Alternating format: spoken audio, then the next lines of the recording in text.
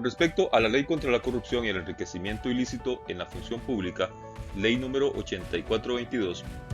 en su artículo número 1 se definen los fines. Los fines de la presente ley serán prevenir, detectar y sancionar la corrupción en el ejercicio de la función pública. Y en su artículo número 2 se determina el concepto de servidor público. Para los efectos de esta ley se considerará servidor público toda persona que presta sus servicios en los órganos y en los entes de la administración pública estatal y no estatal, a nombre y por cuenta de ésta y como parte de su organización, en virtud de un acto de investidura y con entera independencia del carácter imperativo, representativo, remunerado, permanente o público de la actividad respectiva. Los términos funcionario, servidor y empleado público serán equivalentes para los efectos de esta ley. Las disposiciones de la presente ley serán aplicables a los funcionarios de hecho y a las personas que laboran para las empresas públicas en cualquiera de sus formas y para los entes públicos encargados de gestiones sometidas al derecho común. Asimismo, a los apoderados, administradores, gerentes y representantes legales de las personas jurídicas que custodien, administren o exploten fondos, bienes o servicios de la administración pública por cualquier título o modalidad de gestión. Dentro del régimen de la llamada responsabilidad civil extracontractual se distinguen dos tipos: responsabilidad civil extracontractual subjetiva,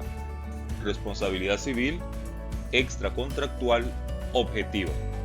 Con respecto a la responsabilidad civil extracontractual subjetiva, es decir, remitida al sujeto,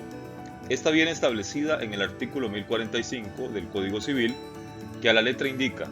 todo aquel que por dolo, falta, negligencia o imprudencia causa a otro un daño está obligado a repararlo junto con los perjuicios. En relación con la responsabilidad civil extracontractual objetiva, esta viene normada en los numerales 9 de la Constitución Política, artículo 1048 del Código Civil y 190 y siguientes de la Ley General de la Administración Pública, Ley número 6227,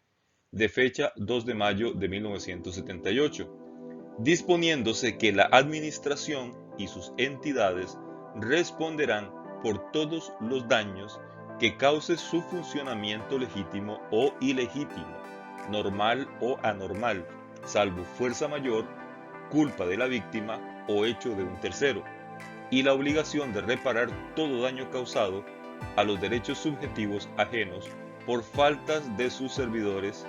cometidas durante el desempeño de los deberes del cargo o con ocasión del mismo, utilizando las oportunidades o medios que ofrece, aun cuando sea para fines o actividades o actos extraños a dicha función.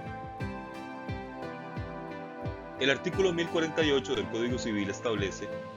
que los jefes de colegios o escuelas son responsables de los daños causados por sus discípulos menores de 15 años mientras estén bajo su cuidado. También son responsables los amos por daños que causen sus criados menores de 15 años. Cesará la responsabilidad de las personas dichas si prueban que no habrían podido impedir el hecho de que se origina su responsabilidad ni aun con el cuidado y vigilancia común u ordinaria. El que encarga a una persona del cumplimiento de uno o muchos actos está obligado a escoger una persona apta para ejecutarlos y a vigilar la ejecución en los límites de la diligencia de un buen padre de familia, y si descuidare esos deberes, será responsable solidariamente de los perjuicios que su encargado causare a un tercero con una acción violatoria del derecho ajeno, cometida con mala intención o por negligencia en el desempeño de sus funciones, a no ser que esa acción no se hubiere podido evitar con todo y la debida diligencia en vigilar. Sin embargo, no podrá excusar con estas excepciones su responsabilidad el que explota una mina, fábrica, establecimiento de electricidad u otra cualquiera industrial, o el empresario de una construcción, y si no le hubiere el dueño de ella, cuando su mandatario o representante o persona encargada de dirigir o vigilar la explotación o construcción, o cuando uno de sus obreros causa por su culpa en las funciones en las cuales está empleado la muerte o lesión de un individuo, pues será entonces obligación suya pagar la reparación del perjuicio, y si una persona muriere o fuere lesionado por una máquina motiva o un vehículo de un ferrocarril, tranvía u otro modo de transporte análogo, la empresa o persona explotadora está obligada a reparar el perjuicio que de ello resulte, si no prueba que el accidente fue causado por fuerza mayor o por la propia falta de la persona muerta o lesionada. En todos estos casos, cuando la persona muerta está obligada al tiempo de su fallecimiento a una prestación alimentaria legal, el acreedor de alimentos puede reclamar una indemnización si la muerte del deudor le hace perder esa pensión. Por vía de la indemnización se establecerá una renta alimenticia que equivalga a la debida por el difunto, y la cual se fijará, modificará o extinguirá de acuerdo con las disposiciones que regulan las prestaciones de alimentos, pero en ningún caso se tendrá en cuenta para ese fin los mayores o menores recursos de las personas o empresas obligadas a la indemnización. El pago de la renta se garantizará debidamente. Si el juez lo prefiriere, el monto de la indemnización se fijará definitivamente y se pagará de una vez, y para determinarlo se procurará que la cifra que se fije corresponda hasta donde la prevención alcance al resultado que produciría a la larga el sistema de renta. La ley número 14 del 6 de junio de 1902 estableció cómo debe leerse el artículo 1048. La Constitución Política de Costa Rica. Si bien es cierto, nuestra Constitución Política no consagra explícitamente el principio de la responsabilidad patrimonial de las administraciones públicas por las lesiones antijurídicas que en el ejercicio de la función administrativa le causen a los administrados,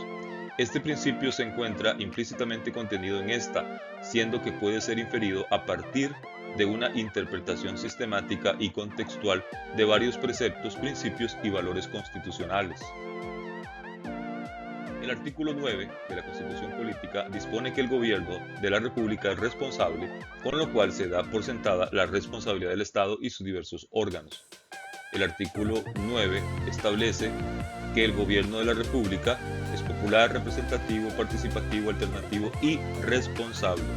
Lo ejercen el pueblo y tres poderes distintos e independientes entre sí: el legislativo, el ejecutivo y el judicial.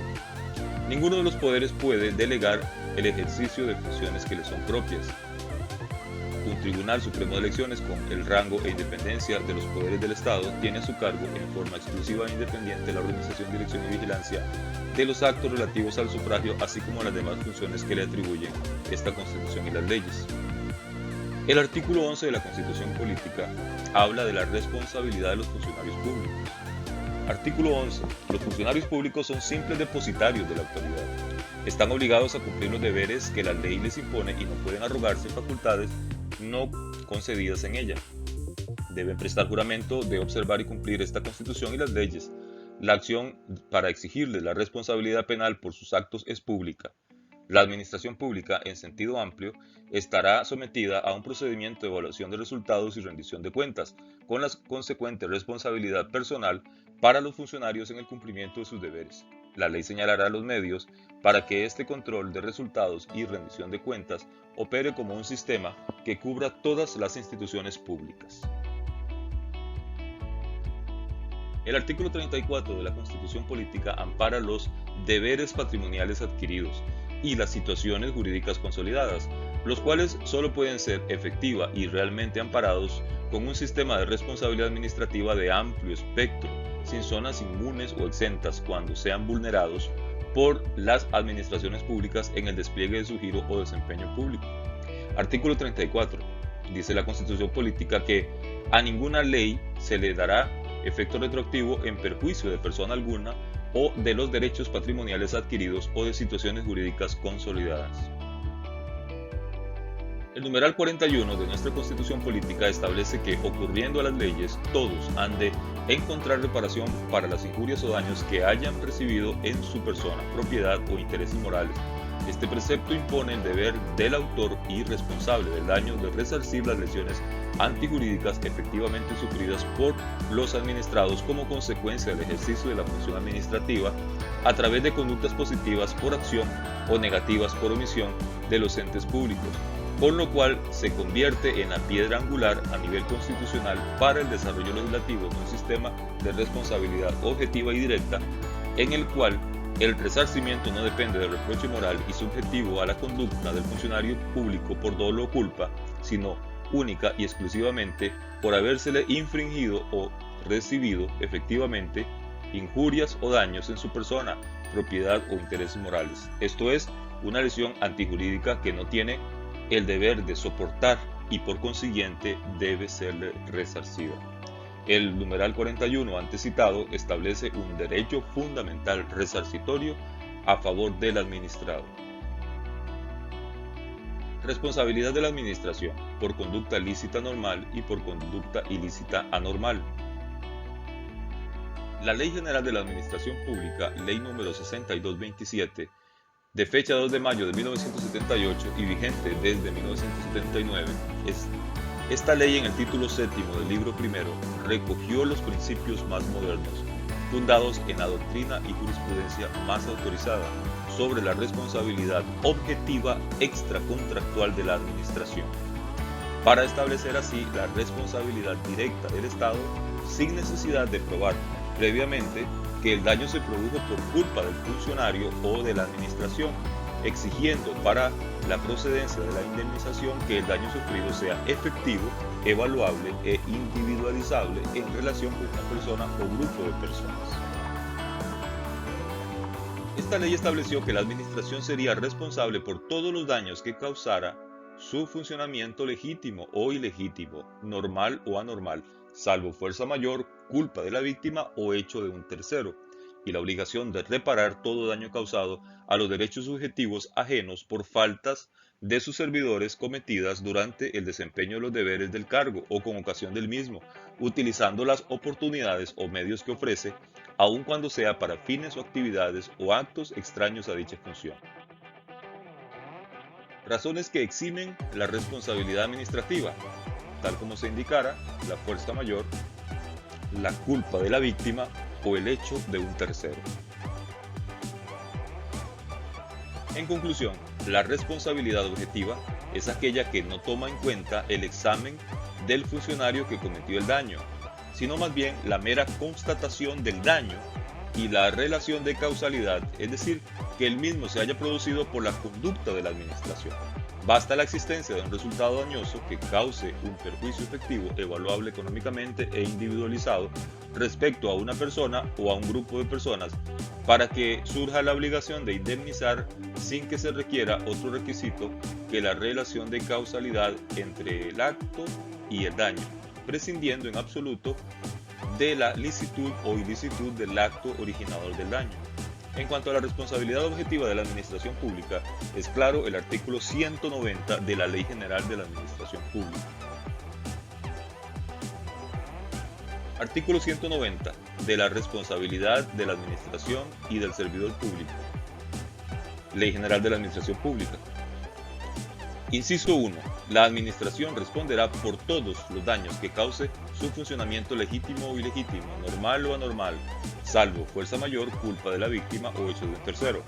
Inciso 2 del artículo 190. La administración será responsable de conformidad con este artículo, aun cuando no pueda hacerlo en virtud de las secciones siguientes de este capítulo, pero la responsabilidad por acto lícito